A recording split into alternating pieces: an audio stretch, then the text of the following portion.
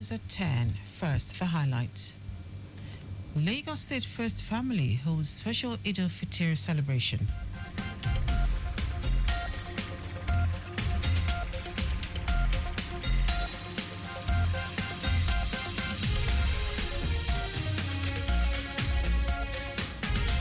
President Tinubu reconstitutes NNPC Limited Board, appoints new chairman, Group CEO.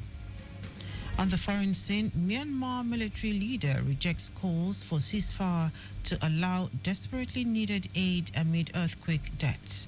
And in sport, Nigeria seeks first under-19 Men's Cricket World Cup Africa qualifiers victory as Yellow Greens tackles Kenya. Now the details. I am Dele Agadumo. In a grand display of faith and unity, the First Family of Lagos State, in collaboration with the Lagos State Ministry of Home Affairs, hosted a remarkable Eid al-Fitr celebration at Lagos House Marina. Speaking at the event, Lagos State Governor Babajide Sanwo-Olu called on residents to continue praying for the state's progress and well-being. He also advised intending pilgrims with health challenges to prioritize their well-being, emphasizing that those unfit for the journey should seek medical treatment and defer their pilgrimage to the following year. Thank you very much to all our Muslim brothers and sisters. I just want to echo what Mr. Deputy had said. We're thankful to all of us. We believe in our government, all our religious leaders. Thank you very much for supporting us. We're promising you and we continue to be purposeful governance that will touch your life, and our faith will continue to be year in year. We'll join you for another Ramadan next year. Thank you very much. Assalamu. In her welcome address, wife of the Lagos State Governor, Ibijoke Sanwo-Olu, emphasized the importance of unity and gratitude in marking the festival. Mrs. Sanwo-Olu described the occasion as a time for deep reflection and reaffirmation of commitment to Islamic values and teachings, highlighting the significance of sacrifice, obedience, and compassion, qualities exemplified by Prophet Ibrahim. This celebration teaches us the virtues of selflessness, the virtues of devotion. As we partake in the celebrations, let us remember the less privileged amongst us. Extend a helping hand to those in need and ensure that the spirit of giving and sharing remains at the core of our daily life. True worship goes beyond rituals. It reflects in how we treat one another and how we contribute to the betterment of our state and nation. On his part, the Deputy Governor, Obafemi Hamzat, highlighted the essential benefits of Ramadan, emphasizing the importance of love and peace within families and communities. So the essence of people is to fear the Almighty Allah. In doing that, we are asked to show compassion to fellow human beings. We are asked to show peace in our community. So we must encourage peace. We cannot be monophysic that's going around talking bad about other people. So we must encourage group neighborhood among ourselves. Also speaking, a senior lecturer from Lagos State University of Education, Muniruddin Al-Riyadi, elaborated on the event's theme, "My Lord, indeed I am in need of whatever good you would send me." He emphasized the virtue of selflessness and urged individuals facing challenges to seek positive and constructive solutions while upholding integrity as exemplary ambassadors of the nation in their daily lives. The event brought together a diverse gathering, including religious leaders, government officials, civil servants, and members of the public. The Lagos State Traffic Management Authority, LASMA, has issued an unequivocal admonition to commercial bus operators, particularly drivers of minibuses, colloquially known as Korokwe. LASMA also emphasized the paramount necessity of unwavering adherence to traffic regulations, with particular regard to unauthorized route deviations. Special Advisor to the Governor on Transportation, Shalagiwa, emphatically directed all Korokwe operators to immediately desist from utilizing unauthorized routes, underscoring that any act of defiance would attract the full weight of legal sanctions. Giwa articulated that LASMA operatives have been duly mandated to escalate enforcement strategies aimed at curbing reckless driving and unlawful practices that hinder urban mobility and disrupt the city's traffic ecosystem. In light of these directives, LASMA enjoined all road users, especially commercial transport operators, to cooperate fully with traffic enforcement authorities by adhering strictly to stipulated regulations and fostering a culture of responsible driving. The Minister of Interior, Olubunmi Tunji-Ojo, has called for collaboration with the Sahel and West African countries on information and data sharing for effective border control. Tunji-Ojo made the call while addressing newsmen on the sidelines of the Summit of Border Security in London. According to him, organized immigration crimes are peculiar to any nation but cut across, hence the need for collaboration and shared solutions.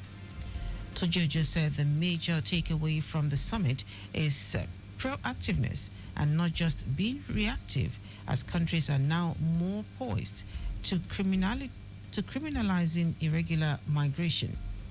Meanwhile, the Nigeria Immigration Service (NIS) has announced the arrest of 51 illegal immigrants in Nasarawa State. According to the NIS, the illegal immigrants who were apprehended in New Yanya, Karu local government area of Nasarawa State are all from Mali and are between the ages of 17 and 25. The NIS added that the migrants had been taken into NIS custody and were undergoing further profiling and investigation. Now to the rest of the stories. President Bola Tinubu has approved the reconstitution of the Nigerian National Petroleum Company NNPC Limited Board, removing the chairman, Pius Akinyelure, and the Group Chief Executive Officer, Mele Kyari. In a statement by Special Advisor to the President, Information and Strategy, Bayo Ononuga, Tinubu removed all other board members appointed with Akinyelure and Kyari in November 2023. The new 11-man board has Engineer Bashir Ojulari as the Group CEO and Amadu Kida as non-executive chairman. Adidapo Shegun, who replaced Umaru Ajia as the Chief Financial Officer last November, has been appointed to the new board by President Tinubu. 6 board members, non-executive directors, represent the country's geopolitical zones. According to the statement, all the appointments are effective from April today. The Minister of State for Petroleum Resources, Oil, Heineken Lopobiri, has warned that oil wells licenses that have failed to initiate drilling operations in the last 30 years may risk losing such licenses. He made this known while speaking at the cross-industry group meeting held in Florence, Italy, organized by international oil companies operating in Nigeria. Lopobiri said any proactive government will revoke the licenses for undeveloped assets and reallocate them to those willing and ready to drill them, and they will as well lose ownership of the facilities under the drill or drop provisions of the Petroleum Industry Act PRA 2021.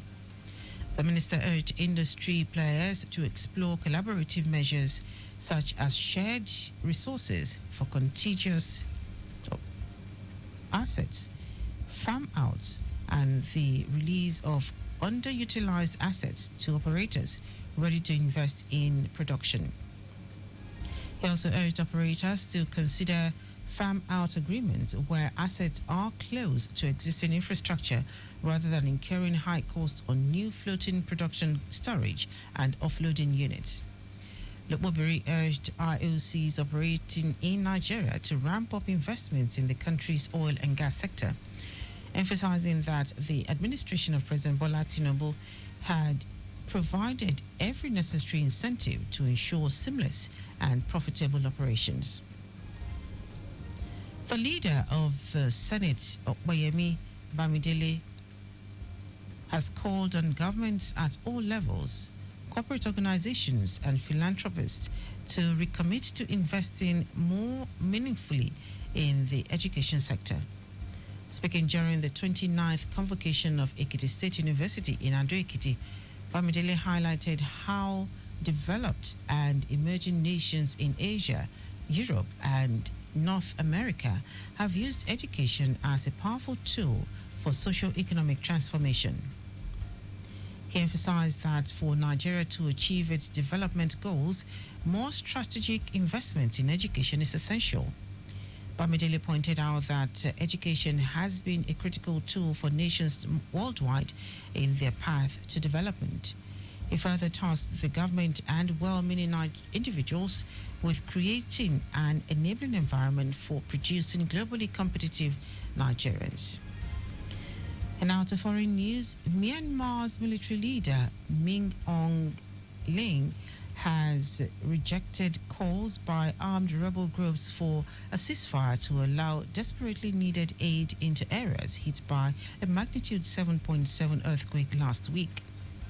3 armed groups called for a temporary halt to the fighting as the official death toll from Friday's quake climbed to 2,700 with hundreds of others missing. But Min Aung Hlaing says the military will continue to take necessary security measures.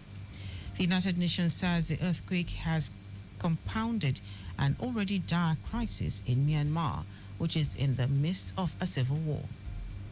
The earthquake was felt hundreds of miles away in neighboring countries like Thailand, where the death toll stands at 21.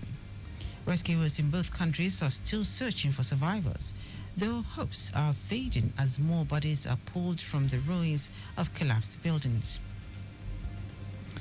And now sports, Nigeria's junior Yellow Greens will face Kenya in their 3rd game of the 2026 International Cricket Championships Under-19 Men's World Cup Africa qualifier in Lagos today, as the team hopes to get the first win of the tournament. The winner of the qualifying series will pick the sole ticket for the World Cup, which will be played in Namibia and Zimbabwe in 2026, and that seems to be out of reach for the junior Yellow Greens, who lost their first 2 games. The team began the tournament last Friday with a nail-biting 10-run defeat against Namibia and failed to bounce back in the second game against Tanzania, losing by 122 runs. The junior Yellow Greens are currently bottom of the table with no points, but a quest for pride will perhaps begin against Kenya, who have won their first 2 games. The match will be played at the Tafawa Balewa Square Cricket Oval in Onikon, while Uganda and Namibia will slug it out in the second games of the day at the Unilag Cricket Oval. And that is our news at 10. Just before we go, remember, speed thrills but kills. Please avoid excessive speed. You can follow us and like all our various social media platforms: X at Traffic Radio 961, Facebook Lagos Traffic Radio 96.1 FM, Instagram Lagos Traffic Radio 961. Subscribe and watch your news and programs live on YouTube at Traffic Radio 961. You can also visit our website www.trafficradio961.ng. Did you know that the Sanwo-Olu administration upgraded 2 higher institutions to universities? You can get more details on the Lagos State Government website. To end the news, are the highlights of the major stories. In a grand display of faith and unity, the first family of Lagos State, in collaboration with the Lagos State Ministry of Home Affairs, hosted a remarkable Eid al-Fitr celebration at Lagos House Marina. President Bola Tinubu has approved the reconstitution of the Nigerian National Petroleum Company, NNPC Limited Board, removing the chairman Pius Akinyelure and the Group Chief Executive Officer, Mele Kyari. Also told you that Myanmar's military leader, Min Aung Hlaing, has rejected calls by armed rebel groups for a ceasefire to allow desperately needed aid into areas hit by a magnitude 7.7 earthquake last week. And in sport, Nigeria's junior Yellow Greens will face Kenya in their third game of the 2026 International Cricket Championship Under-19 Men's World Cup Africa qualifier in Lagos today, as the team hopes to get the first win of the tournament. For contact with the newsroom, send a message to info@trafficradio961.ng. That is the news broadcast compiled by Abiola Fagbolagun. I am Dele Agadumo. Good morning. Thank you for listening.